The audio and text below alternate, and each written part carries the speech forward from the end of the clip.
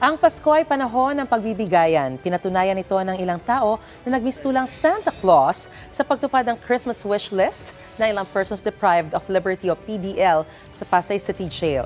May unang balita si Salima Refran.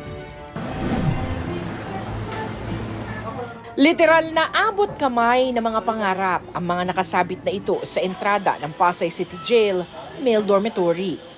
Mga Christmas wish ito na higit 1,000 persons deprived of liberty sa detention facility. Isinabit yan sa pag-asang tutulong ang publiko sa pagtupad sa mga hiling nila ngayong Pasko. Marami po kasi tayong mga PDL na walang mga dalaw at sa maliit na nilang kahilingan baka mapagbigyan natin sila.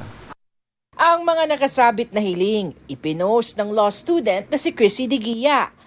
Ang kanyang post na naghihikayat na tumulong sa mga wish, nag-viral. Kaya kahit wala pang Pasko, naubos na ang mga nakasabit na wish ng mga PDL. Wish granted na kasi ang mga ito ng mga nagmamalasakit. Pag nabasa niyo po yung mga wish ng mga PDL natin, napakasimple lang. Kung meron tayong mapapasaya kahit isang tao, bakit naman hindi galing sa kanila? Maraming nangangailangan, pero marami ring willing na magbigay. Hindi lang nila alam. Sir, bakit yan po yung hiniling ninyo? Tagal ko na po kasi hindi nakakakain itong halo-halo kaya ito po yung winish ko.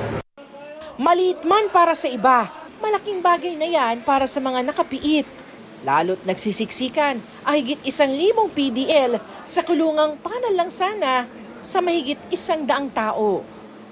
Mga mumunting kahilingan lang yung nakasulat dito sa mga wish ng mga PDL dito sa Pasay City Jail. Meron nanghihingi ng donut, may nanghihingi ng munggo, may nanghihingi ng loaf ng tinapay, karamihan ng gusto fast food.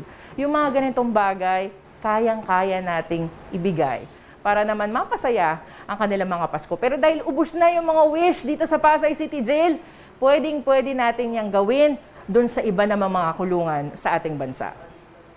Hindi po lahat po kaming mga PDL na nandito lahat naman po talaga yung may kasalanan. Iba po yung mga naging biktima lang din.